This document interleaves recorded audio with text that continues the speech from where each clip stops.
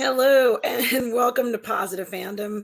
Guys, it's RM here. I kind of lost my voice, so I'm having some difficulty talking, but I didn't not want to do the show because I know a lot of you guys look forward to the show. I look forward to the show. We have Russ here with us. How are you today, Russ?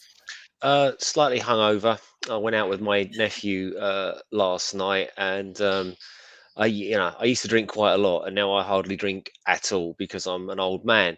And it's like anything else. It's like going to the gym. If you don't do it, you can't cope with it. And I certainly could not cope this morning. So it's the afternoon here, and I'm still suffering. I've had several cans of Coke. I made myself a sausage butty with brown sauce. None of it's working. So, but I'm sorry to hear you're struggling a little bit with your voice. Yeah, it was bound to happen. I really pushed myself last week at work, so I knew that Mm. this was going to be inevitable because by Wednesday, by hump day of last week, I could really feel myself the energy draining from me. But I had to keep going, Hmm. and I was working long hours, so it was inevitable. And hello to Tom Jr. Jackson. We are all goof people. Hello, Tom Jr. The Jackson, man, always the with us. legend. Yes, my collaborator and our moderator. Also, hello to Mario Lopez. Hope Hey, you're well, Mario. Mario. Good to see you here this morning. Um, yeah, there is actually a lot to talk about, but I don't know whether I can talk about all of it. Honestly, Russ, I was so charged after seeing The Northman. Um, and I think that a lot of people had a great reaction to what it was. But I was also very surprised to find out that there were some people who thought it was too graphic. What do you think about Mm. this, Russ? Um, I just I, people have just got to say something. It's uh, it's a film that subverts expectations in a good way. It um, it's not what you expect. The Northman.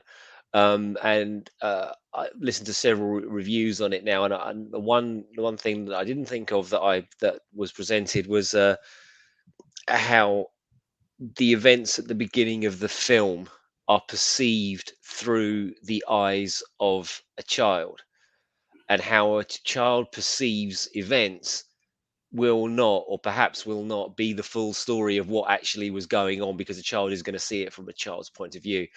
Um, so that was interesting. Um, Obviously, Skarsgård is a ripped beast in that movie, You look which I'm wonderful. sure I'm sure will be a topic of discussion between yourself and the beautiful Lorena Creole. Yes, yes, it is. Is on the list, right? Yeah, Yes, absolutely. Were you going to do like a Viking special where you can go through Vikings, the Last Kingdom, the Northmen, and if you want to go back a little bit in time, you can also appreciate Antonio Banderas in the 13th Warrior, which is absolutely. a It's marvelous Viking film. there's so much to talk about when it comes to these movies, which are themselves so significant, and people still talk about them. Russ, I was a little surprised.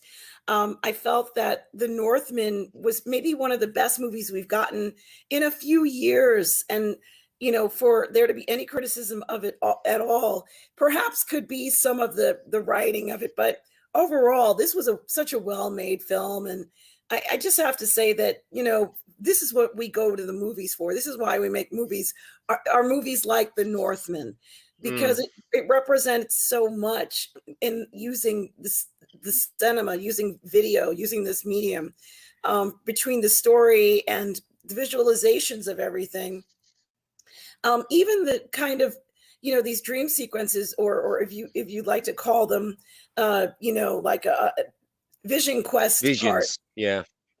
where the main character and many of the characters connect with their god, and how important that was. Or even the idea, if I'm getting this wrong, guys, I apologize. I feel like I should be asking Stubble more about it, but and hello, Us. Stubble, to you, and hello, Mario Lopez, to you both. Hey um guys, sorry to hear you're feeling unwell, Stubble. We're all Yeah. unwell. Mine's self-inflicted. Rita's been talking her ass off. Ara's been talking her ass off all week, and now she's lost her voice. You've come down with a cold. You know, I mean, it's just the chat room of the lurgy at the moment. Yes, that is very true. And Tom June Jackson is helping us push on through this. He's a trooper, Hmm. especially after working last night and now here this morning. Thank you, Tom.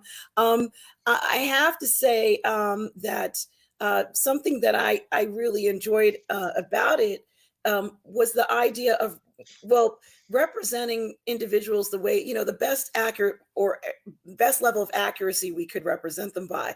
And life was not easy. And I'm referring to an editorial or that a friend of mine shared. It's a private one, but the general idea is that life back then was not easy. And there were a lot of things that were hard. There were a lot of things that people had to deal with on a day to day basis. And that was survival. It was getting through these situations that were not easy, being part of a group. You had to be. You couldn't be an outsider in that situation. If you had to challenge someone, it was a physical challenge, Hmm. um, and therefore required a tremendous amount of mental and physical energy. And you brought up something, Russell, about looking at this movie, oftentimes, perhaps not from the point of view of an adult, but of a child.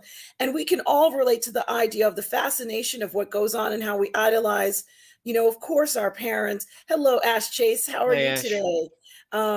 And we idolize our parents, and how this was clearly something that I liked about the film, is that the character actually does this. It's realistic. He doesn't hate anyone and any of his parents, and there's no reason for him to. He witnessed something that was quite tragic. He goes on to go ahead and challenge people to get what he wants to, but it's an arduous thing, and it honestly portrayed a group of individuals with dignity and respect, which is something we don't always get. Um, and I think that anybody even criticizing this, it's almost a joke, Russ, because the effort that it took to make this, even some of the scenes, Russ, that I saw, that where this is the part that I have to ask you about: mushrooms, using mushrooms Mm. for some of the raids. I didn't know that that was something that actually happened. Did you know anything about this, Russ? Vikings and that sort of period of history really isn't my speciality, but I think, and I could be wrong, and Stubble actually may know more about this than I do, but I think that's where the bear skin, the berserkers, come from, because they were all absolutely out of it. But yeah, vision questing and mushrooms is something that certainly those cultures indulged in, but it's not really my expertise. But then if they put it in a film like that, I can imagine that they will have done their research, because some of the flack that the Northman is actually getting is it's too accurate. It's like, what do people want? Like, this is a pretty decent depiction of what happened, and I'm sure our Scandinavian folk in the chat and other historians. Not that I'm a historian, but historians will know a lot more about it than me.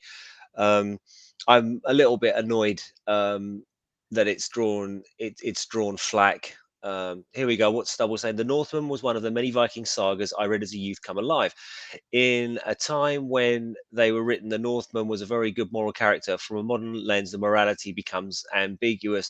Yeah, but the Northman doesn't attempt to make a judgment on the morality of the character, which I really quite enjoyed. Um, Certainly when I was writing historical stuff, I tried to do the same thing. I often found a lot of historical fiction, and thanks for this, Stubble, and a lot of adaptations tend to sort of cast a judgment on what things were like in the past, and this one certainly doesn't. It's just depicting how it was. um Even in terms of the religion, like that, they take it seriously, and it's not like, oh, look at these stupid barbarians taking mushrooms. The religion is something that they were surrounded by their gods, in the same way that the Greeks were. Not so much the Romans. The Romans had a much more transactional relationship with the gods, but the Greeks certainly, they had nymphs and tree nymphs and spring nymphs and river gods, and they were everywhere. And certainly the Vikings were no different in that regard. And I like that the film just didn't poo-poo that. you know um So yeah, Yeah, this Robert Eggers, he's becoming a bit of a the doyen of the nerds, isn't he? I think it was him that did The Witch, and then he went on to do which is like a horror movie, and then he went to do the psychological thriller, with Pattinson and Willem Dafoe, The Lighthouse, and now he's gone into the historical action epic, or well, I would say epic. I wouldn't say action epic. I mean, it's violent and it's brutal and it's bloody and the action is superb, but it's more of a quest. It's more of a journey, isn't it? This film, and I can't wait to see what he does next. He's becoming quite the, as I say, quite the Diane of the nerds. I quite like this guy. yeah, I agree. And hello to Paul in Long Beach. How are Hey, you? Paul. His recommendation is chamomile tea with honey, never fails. Thank you. I will certainly try that, Paul, from Long Beach. One of the I things think I it's picked up on, sorry, are of course the guy in the Northman is called Amleth, and I of course I had no idea that Hamlet was perhaps, or maybe certainly, and again Stubble may know, was based on this, because the story of Hamlet, the Prince of Denmark, a Northman. It's a similar story, is it not? With what happens at the. I'm trying not to talk spoilers, but if we can talk spoilers about Hamlet, but essentially, someone is murdered, and then the person that does the murdering literally and figuratively gets into bed with the murdered person's wife, and that's sort of what sets the story in motion. So I don't know if William Shakespeare based it on the Nordic myth or not, but it seems too much of a coincidence for him not to have. And hello, Renz, how are you? And hello, Paul in Long Beach. Hi, Renz Talentino, the artist. Renz is an artist, so guys, check out Renz Talentino's work. He has some incredible work out there. If you're looking to see some impressive custom pieces from Renz. Yeah, Um, Renz, stick a link in the chat, man. Absolutely. I think the other thing I want to say about the Northmen was that, um, they used to make films like this in the 1950s and 60s, Russ. Hmm. Hmm. And perhaps none of them had gone as far as the Northmen when it came to realism. But they're not. They never asked you to have an opinion either way about what the character was doing. And something, I actually found that I didn't have an opinion about what his quest was and what he wanted to do. I mean, it seemed like he had this impression as a young child that that's what he was going to do. But I never dreamed that he'd even be able to get to that point, because it seemed like such a hard thing to accomplish. And so when the opportunity arose and he took it to get there, it was exciting. It seemed like it was going to an adventure, honestly. And I just didn't know it was going to be so adventurous. And honestly, I found it fun. But I think that there's so much to enjoy in it, even with the folklore. Let's say if you didn't understand the folklore, if you didn't understand what the visions were about, it didn't matter, because it had so many other entertaining elements to it that you could almost overlook some of that stuff and still go on and enjoy this great film. What do you think? I think what strikes me about it is what the filmmaker has done here. Hey Tom, um, yeah, what he's done here is what they would have done in the olden days of the saga. It's Yes, please almost share like, your link, Renz. I'm sorry, Russ. Yes, please share yeah, yeah, your link or where we can find your work. yeah. Go on ahead, man. Um, yeah, it's almost like he's doing a modern adaptation of the saga, and that's why it's kind of trippy. And it's almost like the director himself is the guy spinning a saga around the campfire. I think that's perhaps what they were going for with it. So it's just a modern interpretation of a Norse saga. And yeah, let's see more historical epics. So yeah, I'm a big history nerd, as you know. I'm It's a little bit annoying that um, now people are sort of trying to co-opt it and say it's some sort of white supremacist thing, which I read an article about in the Daily Mail. Thank you very much for sending that. I think it's utterly ridiculous that a few crackpots online have said some questionable things, and all of a sudden now we're saying that the whole movie is a white supremacist movie. It's not. It's just an accurate portrayal of those times and the people that lived where they lived in those times. There is no room for multiculturalism there because it wasn't a multicultural place. It was Danes and Swedes and Viking folk. So to attack a film for being accurate is it's just ridiculous to my mind anyway. Yeah, those criticisms were wholly undeserved. Um, and I think that it's okay to make a film like that. I look forward to more films like this, Russ. I Mhm. hope they keep making things like this. We need to see more of this. I never at any moment thought it had anything to do with that supremacy stuff because it No, doesn't. It because it has nothing doesn't. to do with anything about that. So that whole thing is just, something that somebody concocted to make a hit piece against the film. And you Mm, know what? It doesn't matter because the film's going to be around a lot longer than whoever is making these, nasty comments about the film. Hello, mm. holy hand grenades. I come right Hey, back at you, Holly. of course, with heavy hands. Um, and so glad to see you here, as well as Kame Egan. Good Hey, morning, Kamei. everyone. Hope you're feeling a bit better. Thank you, Kame. I so appreciate that. I'm hanging in there, hopefully on the mend, guys.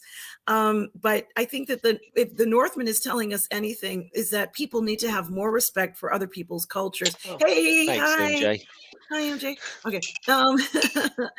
People need to She brought have me a more. cup of coffee. How That nice is is so that? kind. I wish she could just bring me one. Just I could Yeah, reach right. through. Yeah.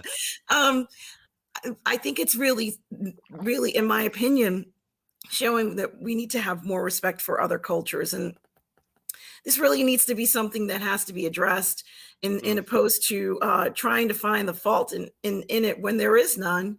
Thanks so much, friends. This is something that is just so incredible and so beautifully done. And congratulations to the production team and the director and the actors. Very impressed with Skarsgård, who mhm. I keep getting mixed up, I think, with his dad, um, but who was Stellan. also a very good actor, right, Russ? Well, he was, Or the obviously, uncle. yes, Stellan Skarsgård. I think it's his dad. He was in obviously the Thor movie, wasn't he? And MCU. But interestingly, how many years ago was this? Now they made a film about King Arthur with Clive. Come on, what's his name? English bloke. Owens? Clive Owens? Owen. Thank you. Yeah, Clive Owen and Kira Knightley and Stellan Skarsgård was playing the Saxon invader, the baddies that came to invade the island of Britannia as it was at the time, and that's a brilliant movie. Really liked King Arthur. Um, the music by Hans Zimmer was absolutely fantastic.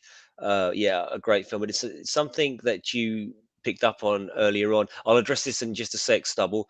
Yeah, we should respect other cultures, and I think also we should not be ashamed of our own. It's why I'm such a huge fan of The Last Kingdom, because it's got the utmost respect for the history, for the culture of England as it was at that time, and at no point is it thumbing its nose at us, the English or the people that were there at the time. It is just a brilliant tale that has respect for the story, respect for the history, respect for the characters, as does Vikings. I've started rewatching Vikings because my daughter is a big fan of the Scandies, and she watched The Last Kingdom, and I said, "Well, have you heard of Vikings?" She's like, "No, man." And I said, "Well, you got to watch this one then." So are we going? I rewatching Vikings. I'm halfway through season one at the moment. Right. What is Stubble saying? It's a saga written in the 12th century about people in the 9th century. It's a story based on a real legend, but a few hundred years will certainly add some mystical features through artistic license. Yes. Yeah, I guess so. I wonder, it's a bit like King Arthur or the Trojan War. Would that be fair to say? In that those events almost certainly happened, but they've been mythologized so much. Like Merlin was a real bloke, but he was actually a bard, and Merlin wasn't his name. But now he's become Merlin the magician through the retelling of the tale. But of course, he was just one of Arthur's, if Arthur indeed existed, one of his buddies. Exactly. Yeah, So, Paul you in Long know, Beach says, "What was on douchebag is offended by a movie? I'm shocked. I should tell you. Yeah, I know, right? Get over it. There, it didn't have enough representation in it, and a lot of left-leaning academics have jumped onto it and have called it a rallying cry for the alt-right in the same way that 300 was a rallying cry for the alt-right, and they're trying to make it out as a sort of fascistic, white supremacist movie, when it's got a bunch of white blokes killing a bunch of white blokes. So I don't quite know. I don't quite know what they wanted out of it, but yeah. well, the film certainly didn't have a shortage of fit men in it, I have to say. There was a lot of eye candy. Hmm. Um, it was great. It was really, I think, entertainment at its finest. Um, Yeah, I talking of can't say cast, enough about it. I think Anya Taylor Joy as Yes, that kind of character, because look, of course she's beautiful, but it's not traditionally beautiful. I would say she looks a little bit strange. There's something, but she's got something about her, and to pick that actress for that role was a stroke of genius, because she doesn't, she just looks ethereal, right? She doesn't look like you'd expect the lead actress to look. I don't think, anyway. she was very alluring in the story, Hmm. and she, grabbed, kind of, everyone's attention, like, I felt that was very important because she had to use her cunning skills to get attention, to get someone to notice her, so she would have that advantage. And she immediately connected with the Skarsgård character. They connected Mm, right away. mm, So that had to happen rather quickly, and it's not always easy to show that in such a dour, dark film, with a dark theme like this one, to show mm, love that actually happened in it. Thank you for doing that. I wonder if that was in the original story, but I have to say I'm so happy that they put that in there, because I love my romance, even mhm. even in something like this. Keely Chow, hello. Hello, Keely. And How are you, good lovely? morning to you, as well as Norwegian Kryptonian. He says, sounds like you Oh, need a cup of hello. tea. Yeah, I do, I guess. Yeah, Norwegian RM has been training people all week, standing up, talking to a classroom for hours and hours and hours on end. So you've joined the show of the suffering. I'm hungover. She's got a sore throat. Stubble's not well. We're all suffering. Mine's completely self-inflicted, so I don't expect any sympathy for it. But yeah, and we were just discussing Keeley. We were just talking about the Northman, and how awesome we thought it was, and there was some controversy around it. And now we were just talking about the cast, and to say more about that, the if you're going to pick someone a bit weird and a bit out there to be a Cirrus, I don't think you can go. In a Viking movie, you can't go wrong with Bjork, right? Again, it is just spot on. Like the Now, think of that. what role did she play? Because I She was the didn't seer, recognize. the Oh, she seer with the was. eyes. Yeah, Oh, I that should was have Bjork. known. I should have known. She was great. They've got to use her more in films. Yeah, she's a very incredibly talented young lady, is Bjork. And what's kind of interesting, Russ, is that you remember when she first kind of became a star. I guess it was the 80s, maybe, Yeah, late, maybe early maybe 90s. 90s, I think, actually. Yeah. They kind of didn't take her too seriously. She was a true performance artist. And, I think that comes out knowing that she's the seer in this film. Mm. I could see her, at her potential of her doing so many more things like this. Even when she wore that dress to, I guess it was the Grammys or whatever, Yeah, the Swan they thing. yeah, they kind of, made a joke about it. But now, many years later, she's seen as a fashion icon for trying to rock something like that. And people Hmm. are trying to capture that moment. You can't, because it was completely pure from her. She wasn't trying to impress anybody. This is what she wanted to wear. And that was her artistic statement. And, shame on whoever made fun of her for that. But you know, Yeah, way to rub it in, Paul in Long Beach. Thanks for that, mate. and yeah, and he says with the sugar cubes, they were great. Her solo stuff, meh. Um, so another thing that we found out this week, Russ, was that they're making a Batman Part 2. They are indeed Mhm. same team. I wonder where they're going to take it. I haven't heard much about it other than the announcement at CinemaCon. So I don't know. Of course, I hope it lives up to the first one. I mean, it's pretty clear that they're going to go down this sort of gritty, realistic, lunatic villain line. I kind of hope they don't do the Joker. I just think with Heath and now with Jared and all these people, it just I don't know. I've seen the Joker. I've seen the Scarecrow from Christopher Nolan's movie, and Batman's Rogues Gallery, as has often been opined by people, really a lot of his top villains are a twisted reflection of his own psychology. In fact, there was one sort of what was that one meme about that actually Bruce Wayne is just a lunatic in a lunatic asylum, and all this is going on in his mind. He's got multiple personality disorder, but it's a trope.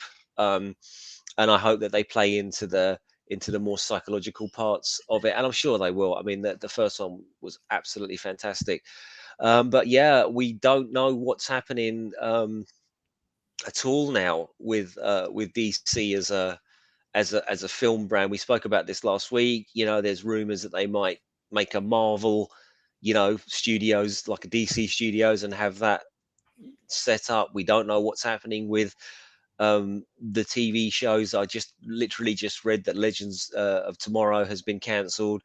Um, because that was getting more and more ridiculous as time went on. The Batwoman has been cancelled, which because no one was watching it. I think it was Gary or someone else, Gary Nevrotic I was listening to, or someone I was listening to, basically said it almost like they As was was watching it it. was it and well, someone said it wasn't as said this. Oh, I'm It's almost sorry. like they kept the show going almost sort of like out of spite, because like literally no one was watching it, and it just kept rolling on for season after season, a show that nobody was watching.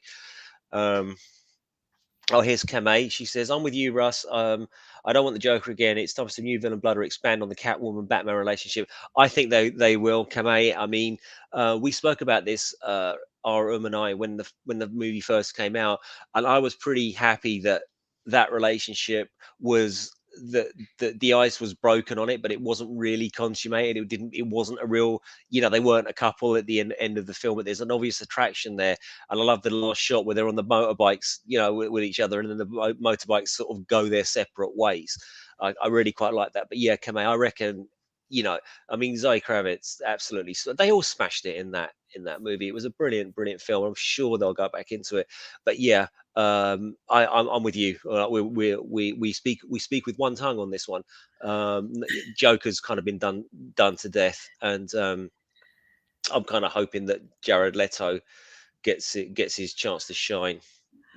Well, I have to say, there's a very special guest who's in the chat. It's Star Wars Meg. Good afternoon. Hello. Um, I've been such a big fan of Star Wars Meg for so long.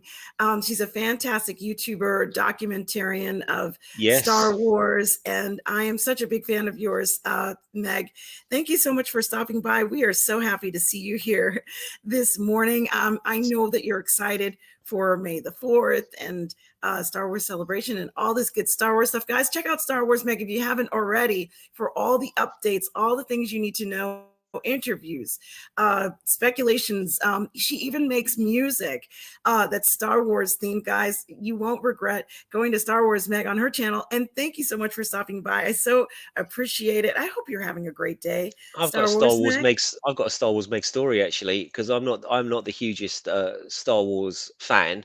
I was certainly not of the new stuff. When I was a kid, I was rabid for decent Star Wars, but not for rubbish Star Wars.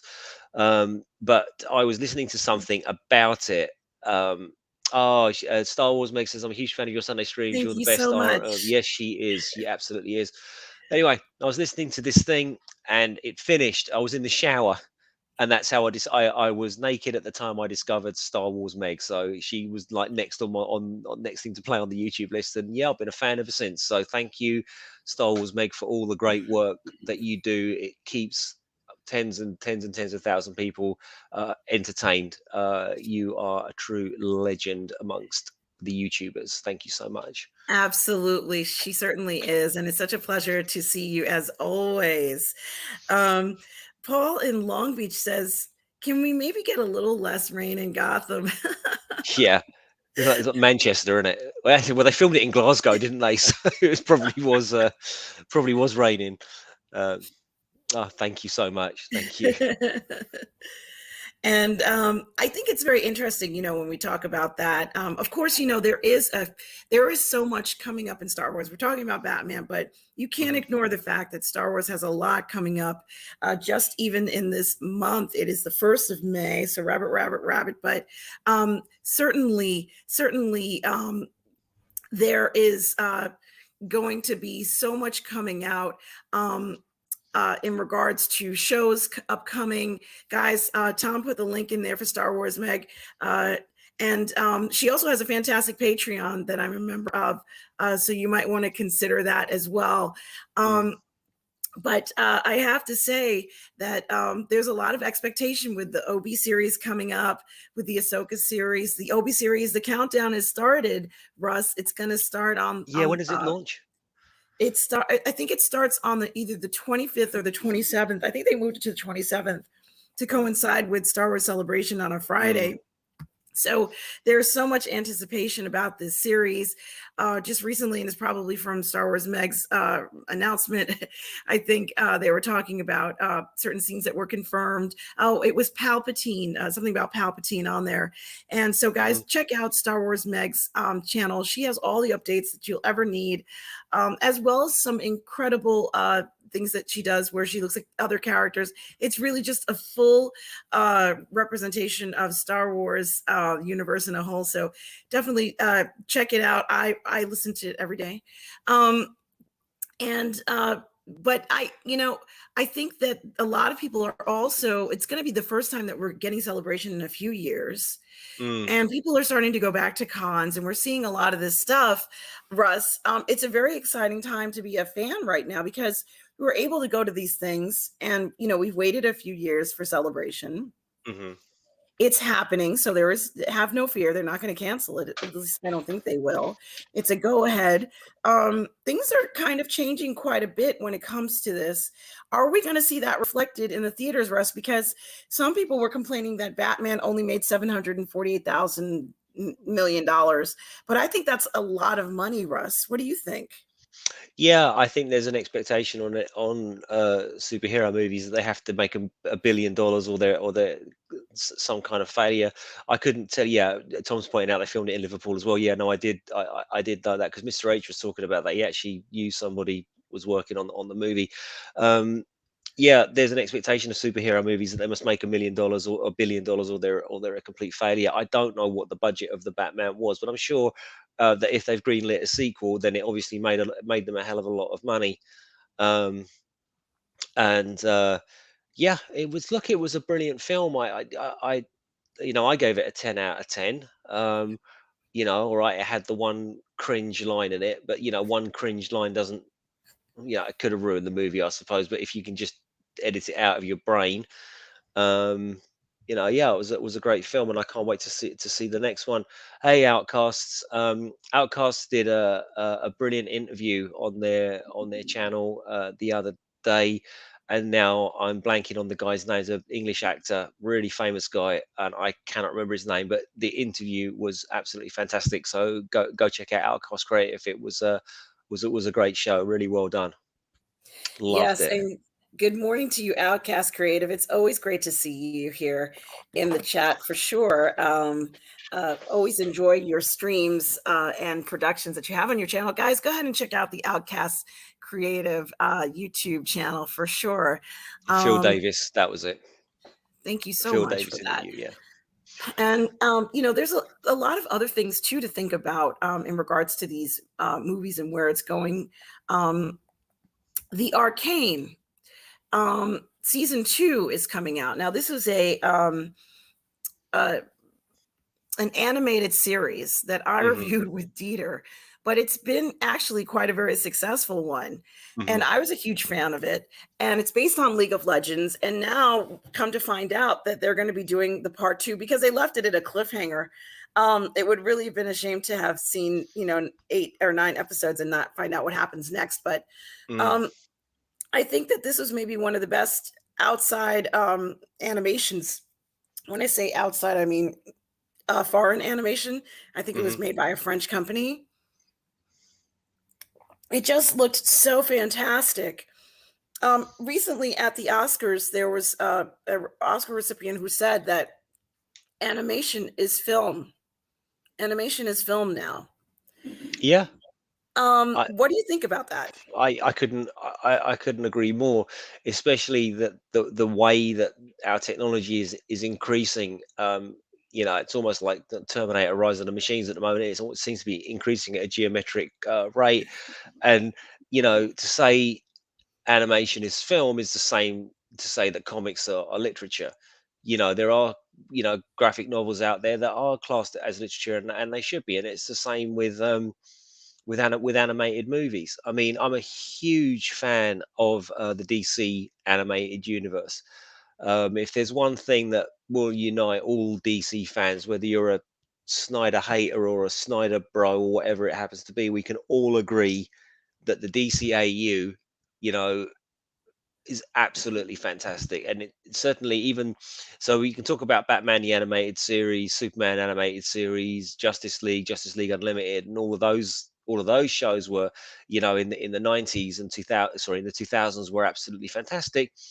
But they've also released a bunch of animated movies, in and around the new 52, and they did a whole cinematic universe that started and ended with Flashpoint Paradox, and it was, by and large, those films were really good. They tackled the first, they did a, sort of page by page remake of the first Justice League comic from the New 52. They had a Constantine movie in there. Matt Ryan doing the voice, which of course everybody loves. Everybody loves Matt Ryan. Constantine was in Justice League Dark with Zatanna. They did a movie of that. They did the Death of Superman, the Reign of the Supermen. If you are a fan of DC Comics or superheroes in general, I cannot recommend that run highly enough. It's just finished now, a year or so ago, and now they've rebooted it again, and they've kicked off with a new Superman movie, animated movie, and followed it up with the Batman Long Halloween, and there's a Justice Society one as well. So they're the new ones.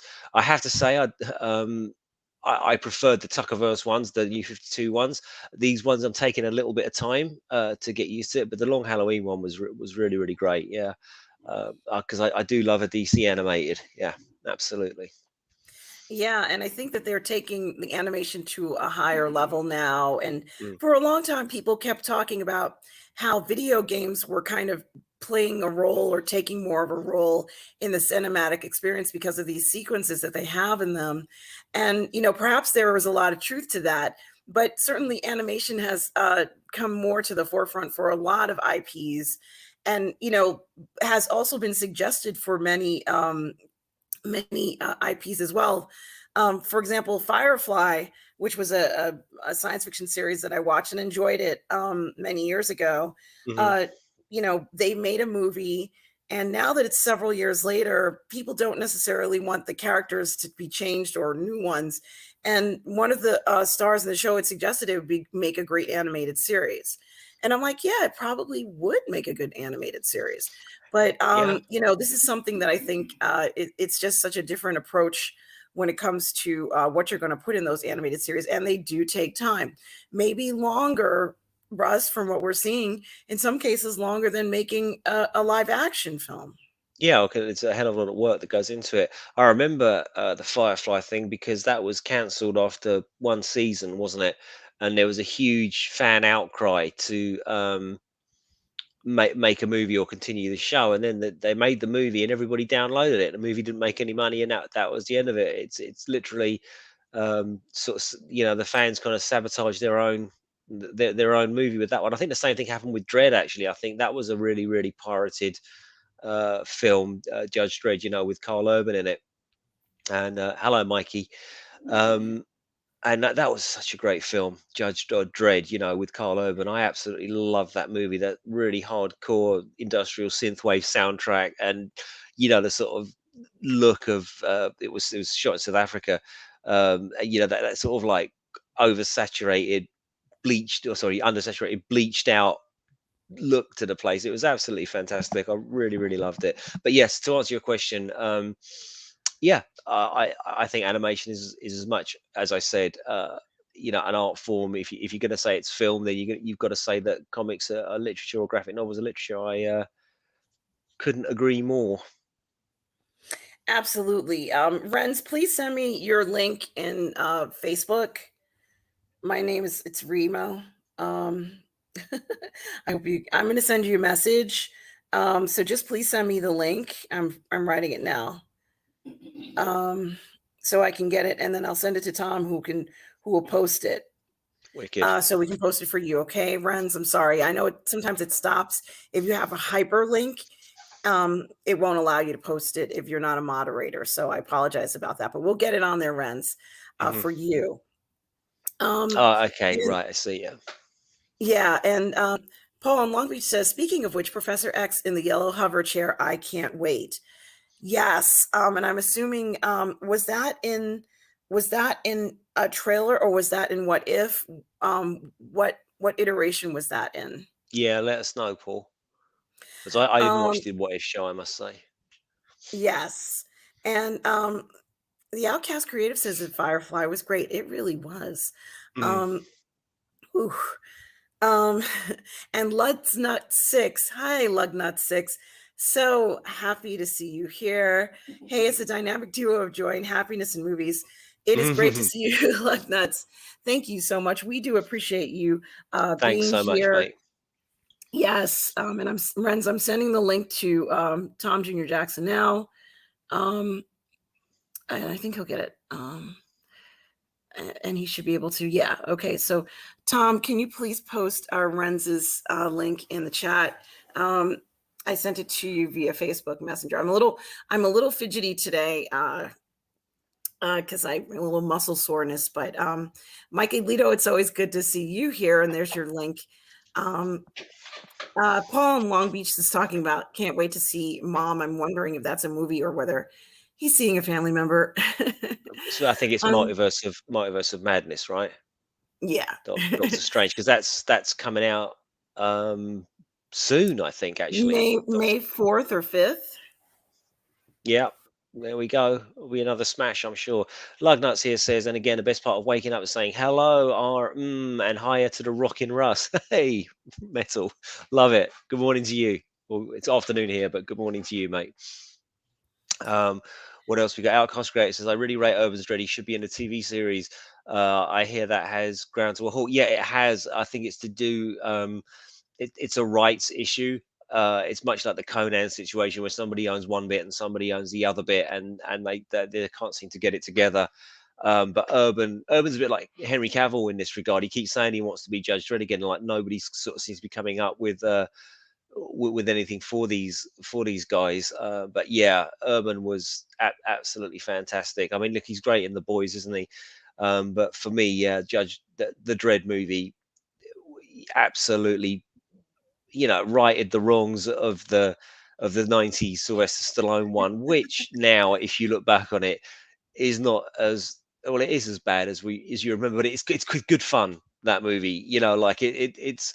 I understand why hardcore Judge Dredd fans were, furious with that movie because it isn't Judge Dredd, but it's just a sort of stupid 90s over a special effecty movie, and I quite enjoy Stallone.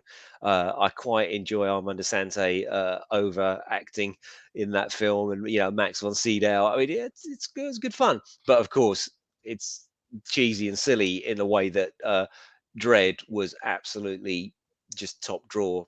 Violent. bloody, and a really, really accurate portrayal of that character. Carl Urban nailed it. Yeah, and Stubble says animation is moving images that tells a story. Isn't that the definition of a movie? Yeah, sure it is, but people have tended to look down their nose at it, right? But I think it's coming into its own now.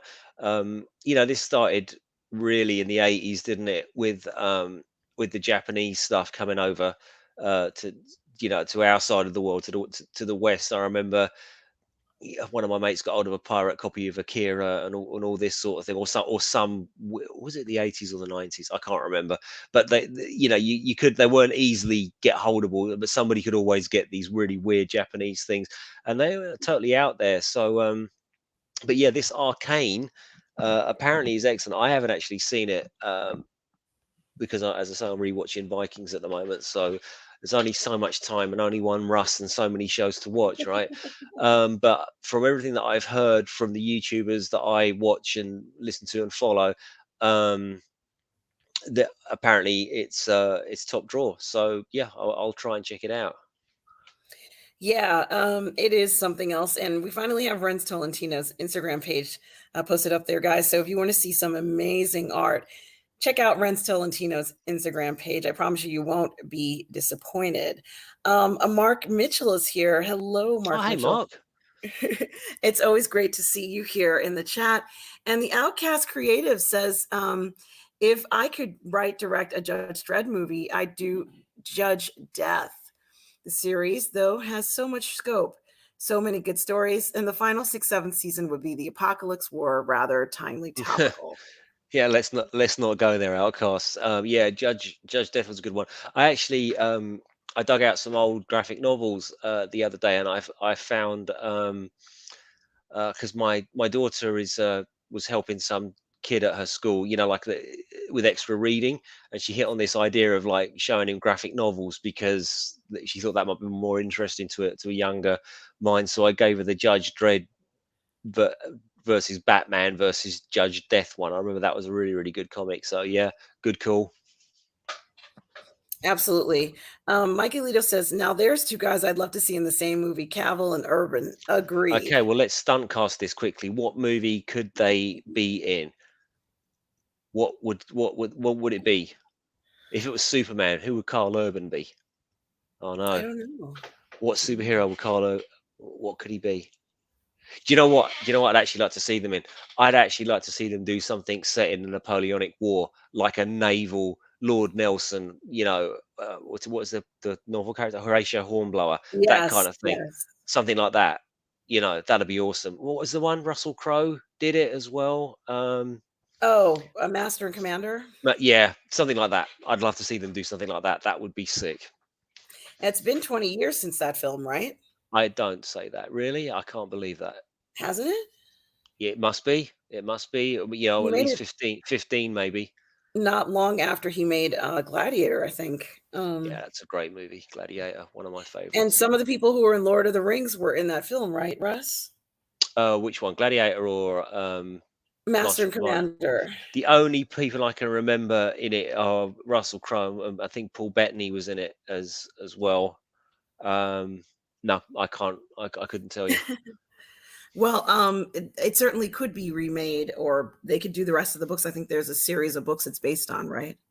Yeah, and there was a Hornblower TV show um, with Owen Griffith in it, and he was Mr. Fantastic in the Fantastic Four movie, and was in the King Arthur movie we were talking about earlier on as Lancelot. Um, and that Yeah, was my 20 years father ago. loved that version of Horatio Hornblower. He loved that one, I remember. Really? Yeah. Yeah, it was good. Yeah, we could do with some more Napoleonic movies actually. It's been a while. I'm trying to think. Obviously, you've seen Sharp.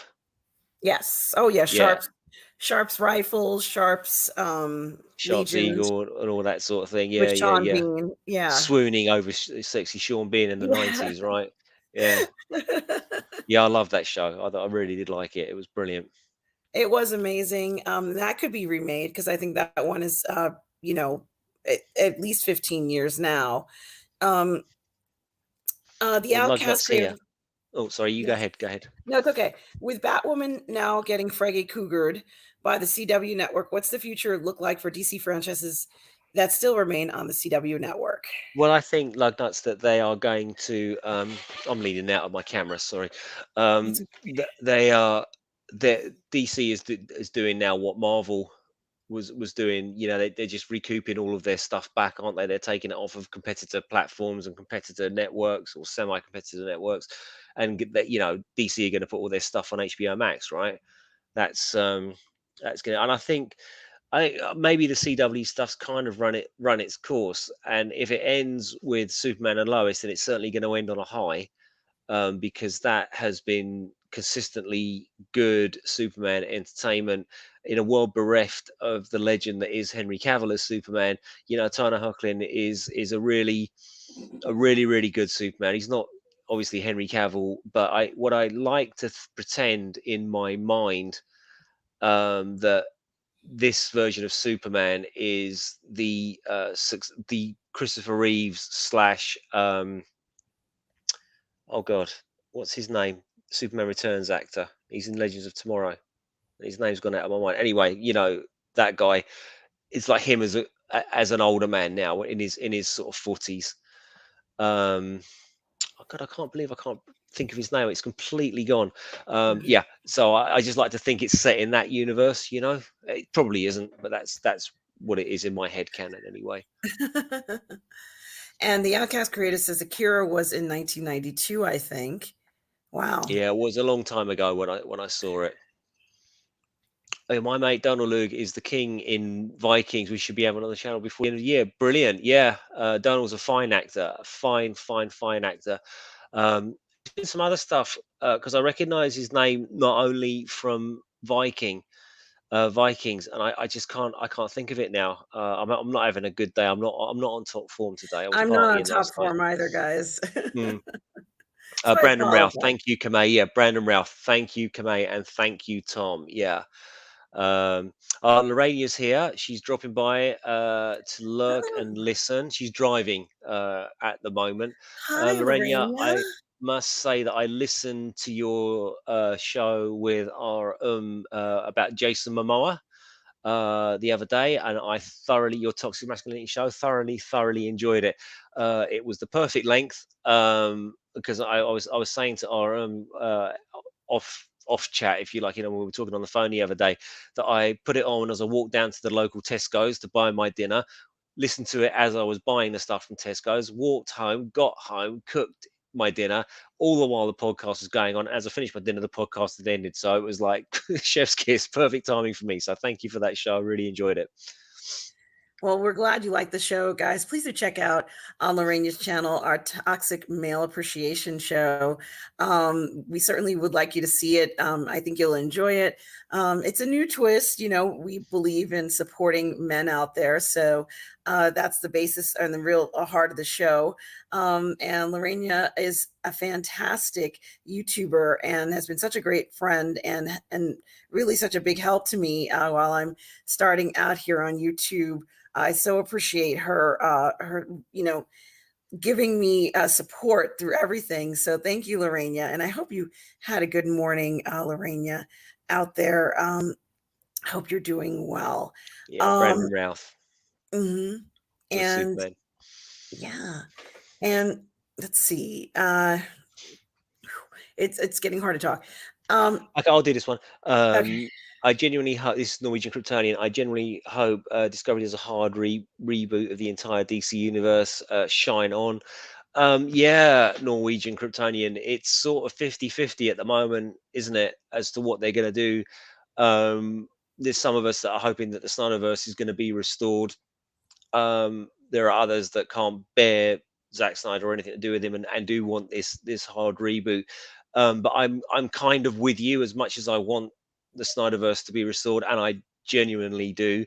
They need to sort out this mess that Hamada and Emmerich and Sarnoff have caused. And what was the comic guy, the one that took over Justice League, Joss Whedon, and the comic book writer again, his name's gone out of my head. They've destroyed what Zack Snyder started out doing. I think if he'd have been, yes, I did know that Rob's in Superman Returns. He's at NASA doing the announcement. Yeah, Yeah, that, Weatherman guy. yeah, I think that Norwegian, they really do need to sort out their house, and Zaslav has said that this is what he wants to do. I'm kind of hoping they do both. I'm kind of hoping they let Snyder finish his stuff on HBO Max and keep the cultists like myself happy. But I think that once they get to Flashpoint, which they've now pushed back at the end of the year, they need to start again. They need to just stop. But it's a difficult one. And we were talking about this last week, I think, because now you've got The Rock involved. Now you've got Jason Momoa involved in $1 billion movie. You've got Gal Gadot, who's hugely popular. You've got Henry Cavill, who everybody loves. Are you going to chuck all that stuff out? Because that's what, if you're going to do a hard reboot, that's what you're going to have to do. Jeff Johns, thanks, Mikey. Yeah, that guy, brilliant comic book writer, not such a great studio guy, film studio guy. Um, yeah, so it's a difficult one. It's really, really, really it's difficult to know what they're going to do. And you know what, Norwegian, I think the fact that these movies like Shazam and The Flash, especially The Flash, which is the culmination of all of this, have been pushed out so far. I don't think they know what they're doing at the moment. And meanwhile, in the background, you've got the never-ending shitfest that is J.J. Abrams creating Justice League Dark and the Ta-Nehisi Coates Superman film that nobody asked for and nobody wants and probably no one will go and see. No, you're right.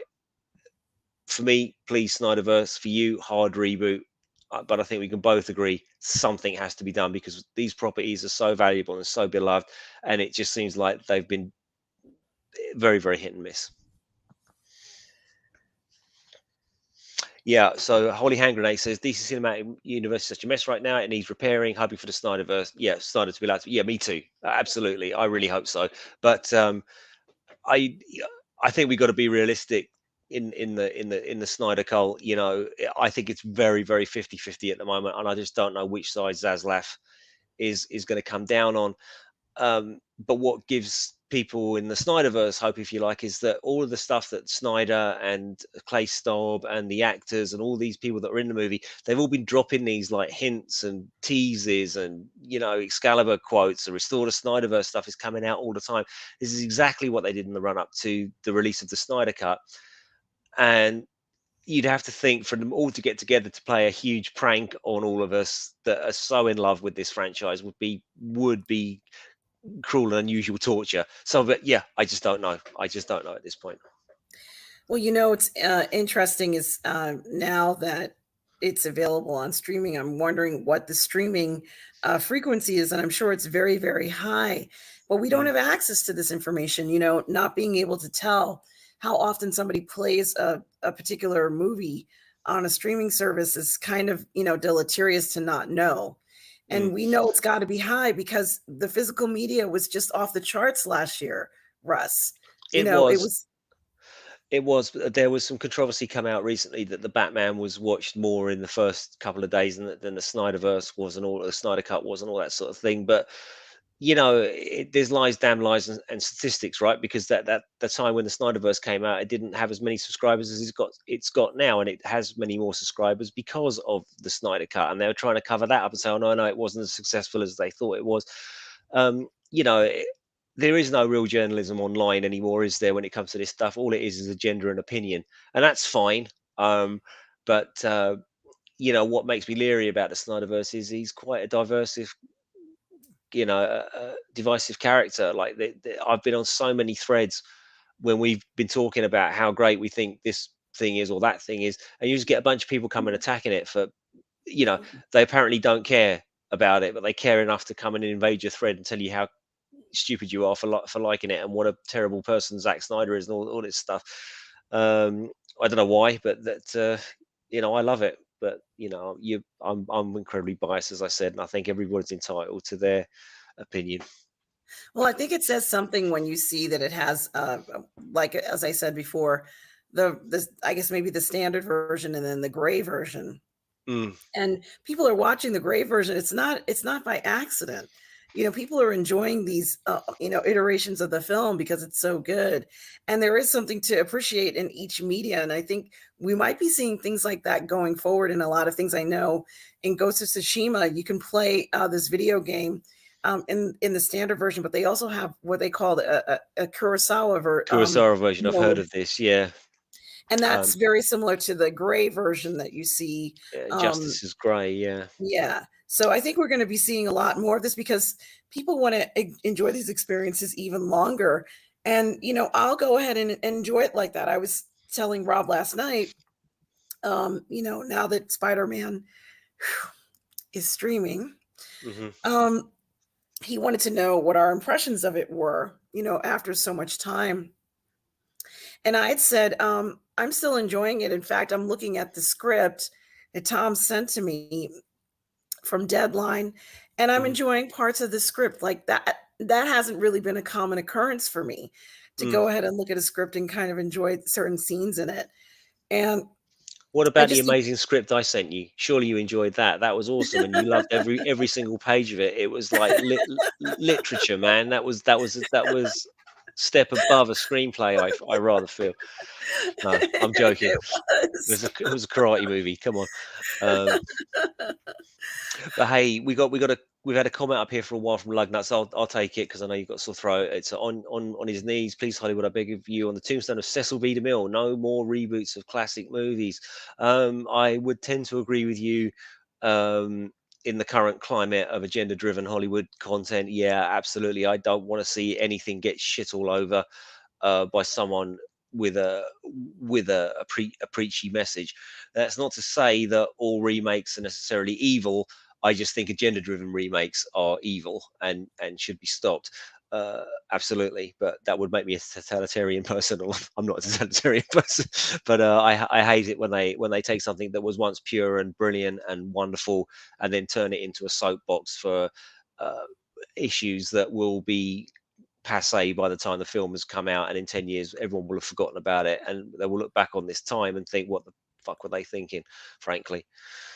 What does Mike Elita say? The CW as a network may be the victim of two corporations going through many changes. Warner Brothers Discovery is the cutting the life out of their linear cable channel, and Paramount Global, who knows what they are doing. I think Zaslav is a man with a plan. Zaslav is a man that likes to make lots of money. That's for certain. How high DC does seem to be fairly high up on his agenda, which I was quite surprised about because I was more thinking he'd be going down the Kardashians, sort of reality show route, because that's cheap to shoot, cheap to make, gets billions of eyes on, and everybody seems to love like these shows.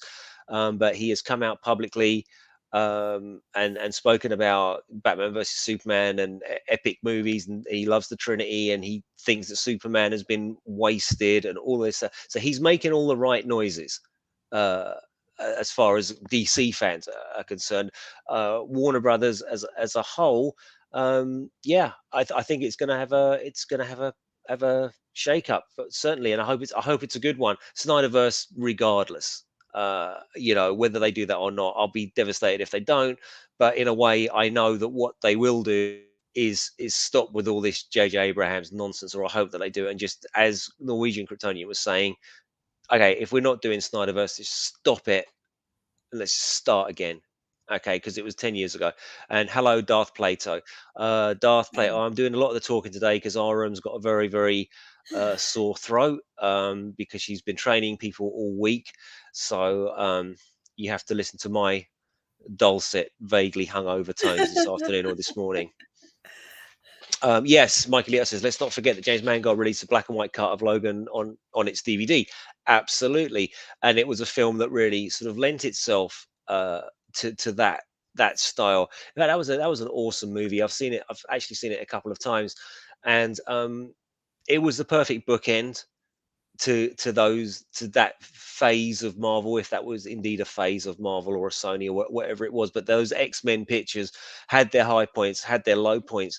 And what I really liked about the Logan film was it didn't thumb its nose at what had happened before. And much in the same way we were talking about the Northman and the Trojan War and King Arthur, even though obviously not thousands of years had passed, maybe sort of 10, 20, 30 years had gone past and the world had changed so much. And people were looking back at the events of the X Men movies in that reality.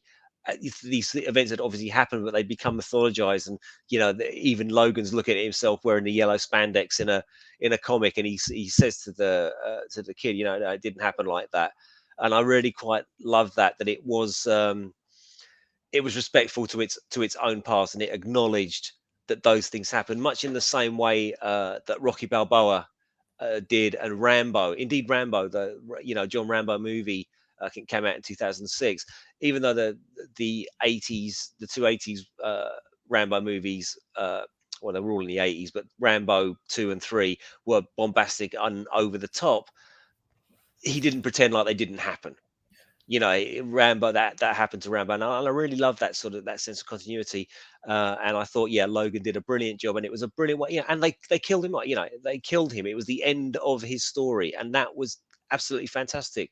I never forget that shot at the end. It was just such a genius shot where he's got the cross on top of the grave, and the little girl comes and she just tips the cross over and it forms an X. I've got actually getting goosebumps thinking about that shot, because I just thought it was so simple.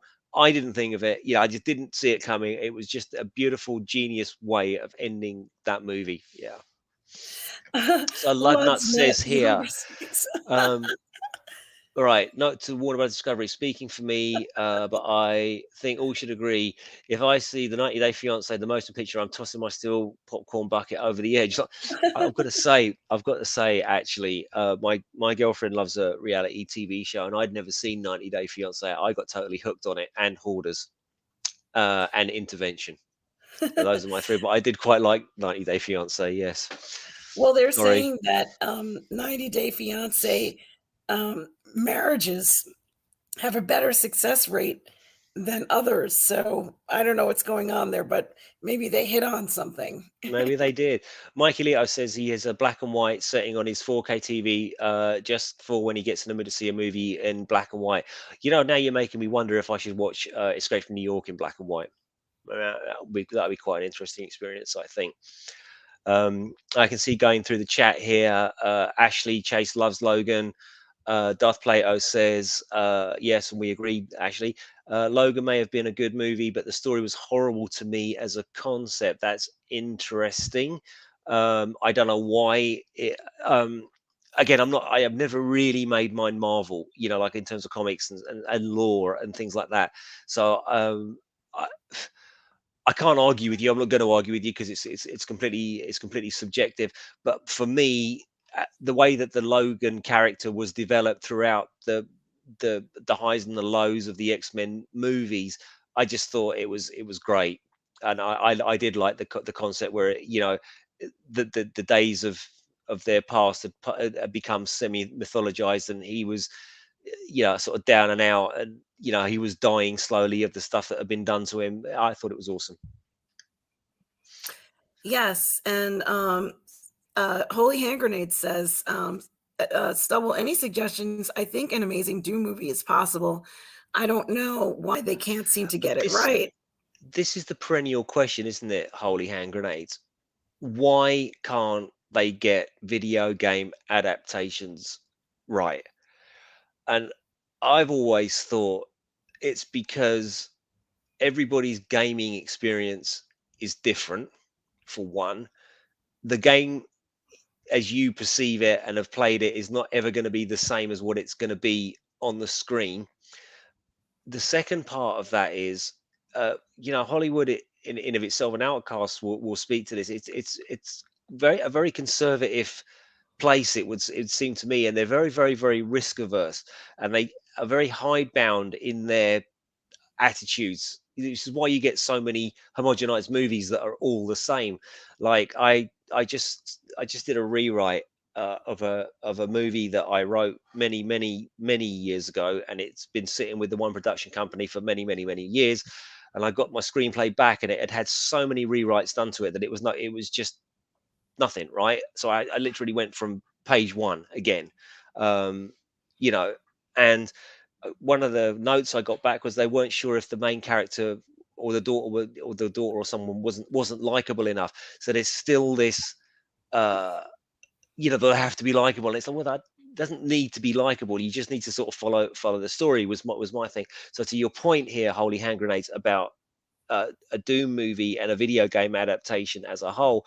When I talk about the conservatism, it's not only video game players who have played Doom that they want to watch that movie. They want to make that movie accessible for a general audience. Therefore, traditional Hollywood wisdom would have it. You have to have a character that they identify with, and that character can't be like a psychotic killer, like, I don't know, Master Chief. I don't play video games, so I couldn't tell you if I'm right or wrong there. So this is why you have Alice in Resident Evil, which I love those movies. But I know and I get and I understand that the fans of the Resident Evil game hate those movies for the very reasons that I love them. So I think it's because they're just different experiences, right? And I can't. I mean, look, I loved Angelina Jolie in Tomb Raider. Oh my god, I talk about toxic man. Yeah, There's I nothing could. wrong with that. It's I tell okay you to what, like I tell you characters. what, mate. Right. Tunyen says, "Hail all. Speaking of JJ, I heard for a while that his bad reboot company is going to produce a couple of Dr. Seuss movies with Warner Brothers. Any thoughts?" I'm really Um, scared for this because Dr. Seuss is so specific in what the characters do and why they're doing it. It's not really anything that's open to interpretation. What do you think, Russ?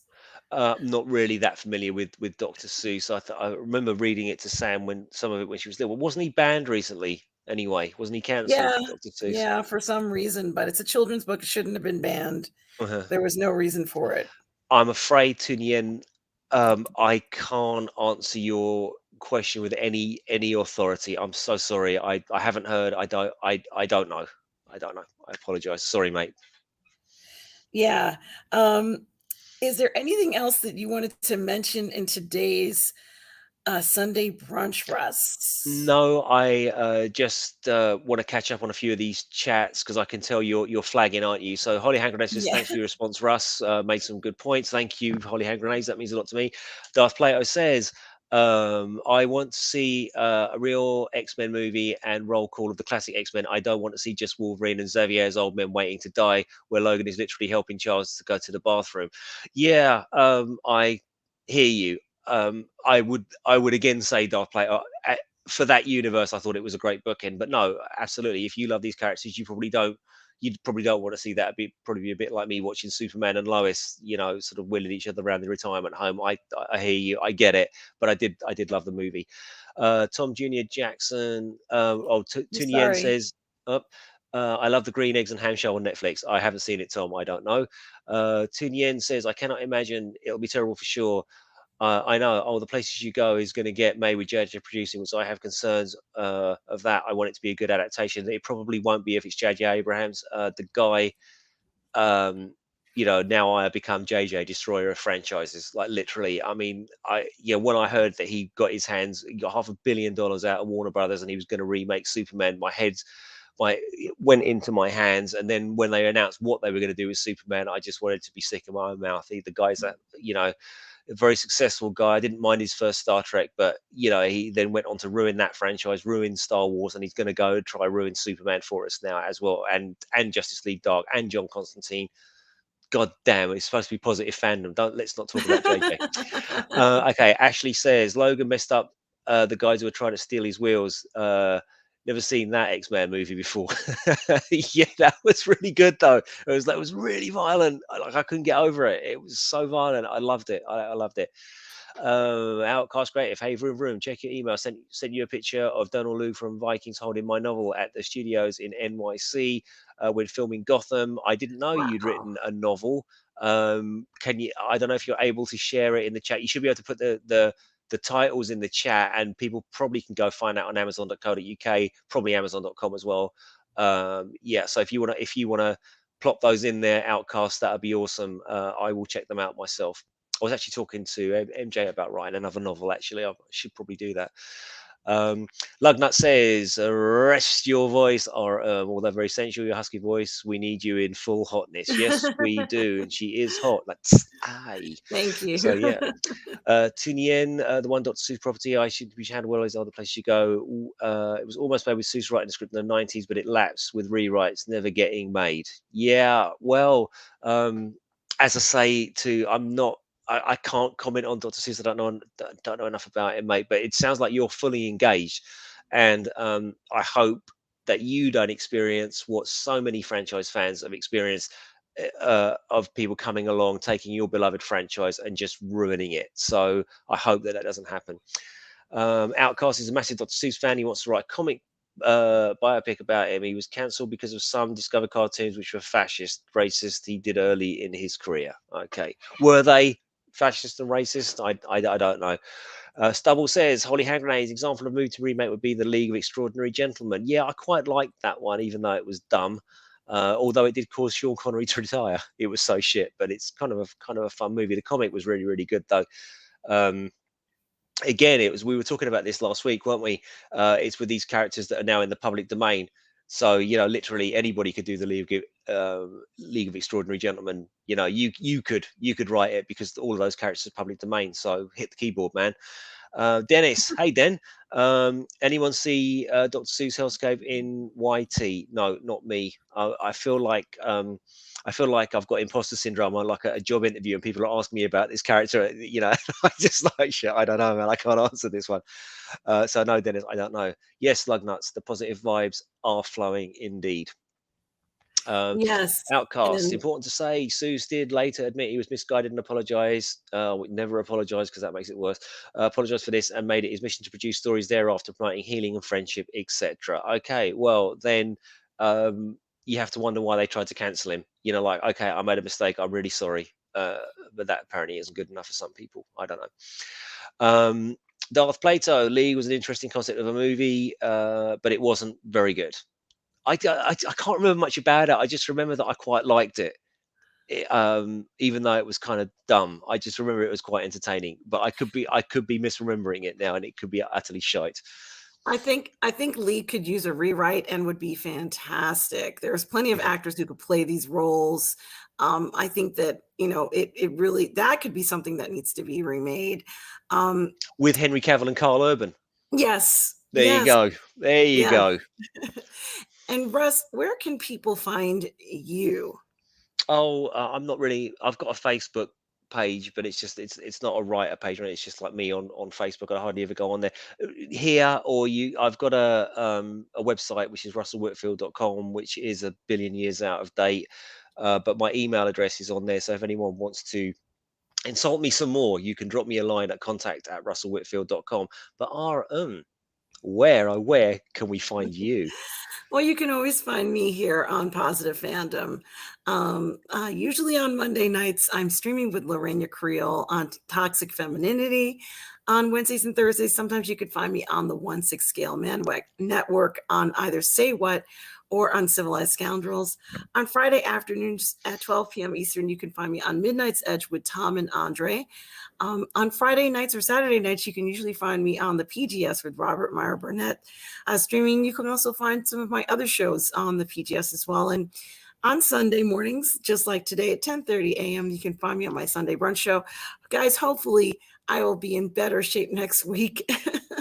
Yeah, sorry for um, cutting it short, guys, but you can all hear that Oram is suffering a little bit, and I could gas on all afternoon with you guys, but I think we need to give the boss lady a break so she can go and have some chamomile tea, and take a chill out. She's been incredibly busy this week, so she needs a break. Sorry to cut it short, but I would say, oh, Outcasts are doing a stream on the 8th of May. I would want to say thank you, everybody, for pitching up on a Sunday morning, stroke Sunday afternoon, to listen to us wax lyrical about the Northmen and other things. brilliant to see you all. Thank you so much for tuning in.